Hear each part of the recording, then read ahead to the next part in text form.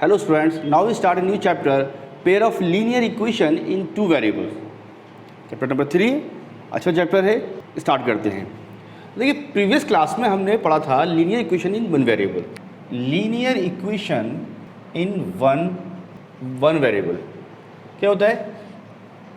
ax plus b is equal to 0। ये linear equation in one variable.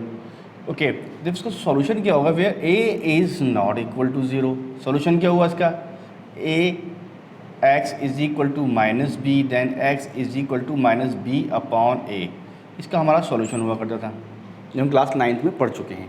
जब भी कोई लाइन, जब भी हम लीनियर इक्वेशन वन वेरिएबल का ग्राफ हम ड्रॉ करेंगे तो क्या होगा? एक लाइन ड्रॉ होगी parallel to y axis, x is equal to, and line जो होगी हमारी parallel to y axis.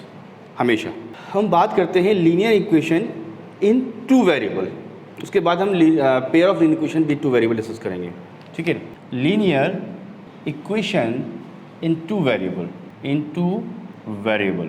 Okay, a linear equation in two variable, an equation of form ax plus by plus c is equal to 0, here a and b are not equal to 0, is called a linear equation in two variable x and y।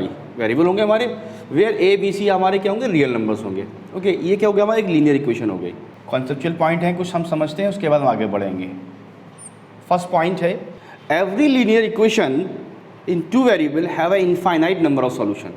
कोई भी linear equation दी हुई है उसके कितने number of solution हो सकते हैं? Infinite number of solution होते हैं। कैसे?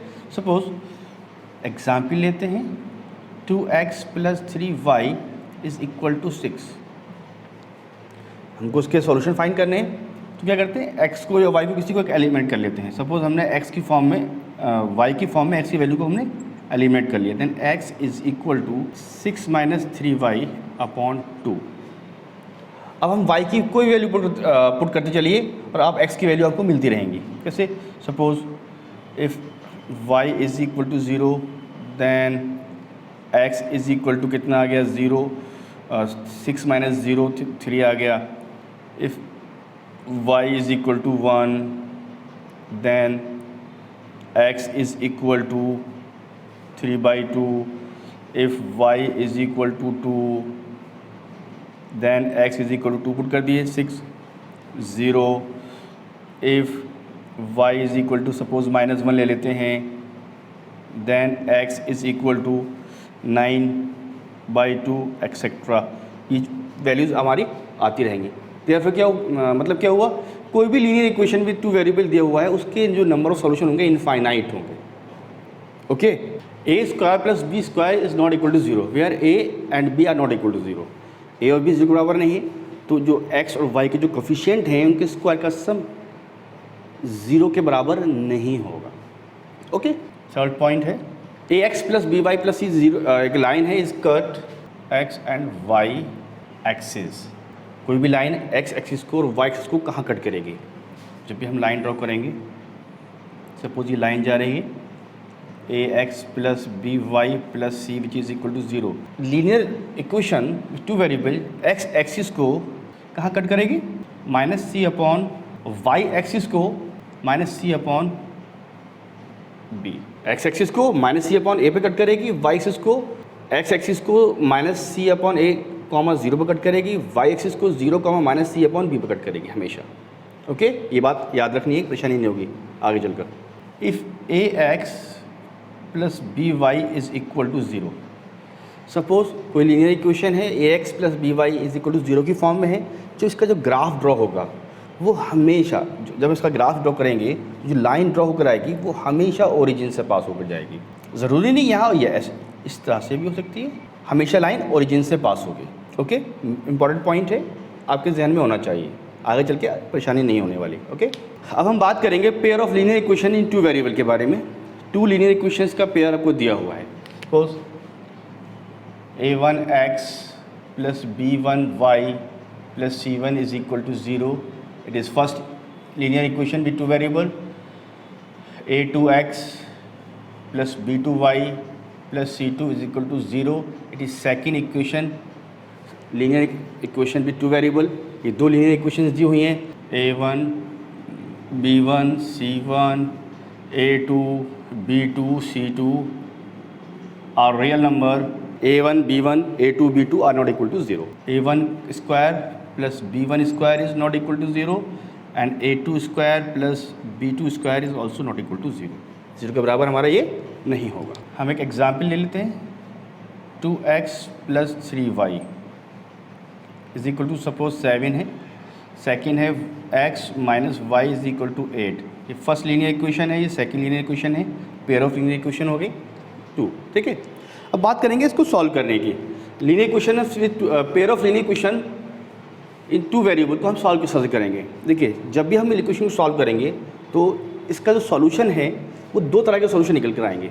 एक तो निकल कर आएगा इसका सॉल्यूशन कंसिस्टेंट सॉल्यूशन होगा, दूसरा इनकंसिस्टेंट सॉल्यूशन होगा। इसको समझना बहुत ज़रूरी है, कन्फ्यूज़न अक्सर होता है। ठीक है, types of solution of pair of linear equations in 2 variable. ठीक है, 2 तरह के सॉल्यूशन होते हैं। फर्स्ट होता है हमारा कंसिस्टेंट, सेकंड होता है इनकंसिस्टेंट। ये 2 तरह के सॉल्यूशन हमारे हो गए। कंसिस्टेंट में 2 सब सॉल्यूशन एग्जिस्ट करते हैं, एक होता है यूनिक, दूसरा होता है infinite many solution. Inconsistent mean no solution, inconsistent में सॉल्यूशन एग्जिस्ट नहीं करता। ओके, हम बात करते हैं यूनिक सॉल्यूशन के बारे में। जब भी पेयर ऑफ लीनियर इक्वेशन में 2 वेरिएबल को सॉल्व करेंगे तो अगर सॉल्यूशन यूनिक है, इसका मतलब क्या हो गया कि वो दोनों लाइन एक दूसरे को एक यूनिक पॉइंट पे कट कर रहे हैं। जब हम इसका ग्राफ ड्रॉ करेंगे, हमेशा दोनों लाइन एक दूसरे को एक यूनिक पॉइंट पे कट करेंगे। ओके, और algebraically A1 upon A2 is not equal to B1 upon B2। x और y कोफिशिएंट का रेशियो जो है कभी आपस में इक्वल नहीं होगा। A1 upon A2 is not equal to B1 upon B2। But in the case of infinite many solution की अगर हम बात करते हैं तो जब हम तो ग्राफ हमारा जो आएगा इसका हमेशा, जब आप 2 लाइन का ग्राफ ड्रॉ करेंगे, ओवरलैप करेगा, ये ओवरलैप करता हुआ जाएगा। Then lines have a infinite many solution. Obviously solution line का कब मिलता है, जब लाइन एक दूसरे को एक पॉइंट पे कट कर रही हो। जितने पॉइंट पे कट कर रही हो, यूनिक मीन एक पॉइंट पे कट करेंगे, मतलब क्या होगा, एक सॉल्यूशन होगा। इनफाइनाइट मैनी सॉल्यूशन का मतलब क्या हुआ कि लाइन एक दूसरे को इनफाइनाइट पॉइंट पे कट कर रही हैं, then they have a infinite many solution. मतलब क्या हुआ, लाइन एक दूसरे को ओवरलैप कर रही हैं, एक लाइन दूसरी लाइन के ओवरलैप है। ओके, ग्राफिकली देखते हैं, एल्जेब्रिकली देखते हैं। A1 upon A2 equal to B1 upon B2 is equal to C1 upon C2। A1 upon A2 is equal to B1 upon B2, A1 upon A2 is equal to B1 upon B2 is equal to C1 upon C2। ये आपका हमेशा आपस में equal होगा। Then infinite many solution exist कर रहा है। Okay, अगर हम बात करते हैं इनकंसिस्टेंट मीन नो सॉल्यूशन। जब नो सॉल्यूशन का मीन क्या हो गया कि जब आप ग्राफ ड्रॉ कर रहे हैं लाइन का तो वो इंटरसेक्ट ही नहीं कर रही। अगर लाइन इंटरसेक्ट नहीं कर रही है तो वो लाइन पैरेलल होगी। This is first line, this second line, both line are parallel lines हैं, देन आपस में इंटरसेक्ट नहीं करेंगी, then we say no solution. और हम कह सकते हैं A1 upon A2 is equal to B1 upon B2 is not equal to C1 upon C2। Mean A1 upon A2 is equal to B1 upon B2 के है, लेकिन C1 upon C2 के बराबर वो नहीं है। ये कंडीशन होगी नो सॉल्यूशन के लिए। इनफाइनाइट मैनी सॉल्यूशन के लिए कंडीशन है A1 upon A2 is equal to B1 upon B2 is equal to C1 upon C2। And unique solution के लिए कंडीशन क्या है हमारी, A1 upon A2 is not equal to B1 upon B2। ये 3 condition हमारे पास हैं। किसी भी कोई भी pair of linear equation in 2 variable अगर आपको दिया हुआ है तो उसमें 2 तरह के सॉल्यूशन एग्जिस्ट करेंगे। कंसिस्टेंट सॉल्यूशन होगा या इनकंसिस्टेंट। कंसिस्टेंट में 2 कंडीशंस बनती हैं, यूनिक होगा या इनफाइनाइट मैनी सॉल्यूशन होगा। इनकंसिस्टेंट में नो सॉल्यूशन। क्लियर, आगे बढ़ते हैं।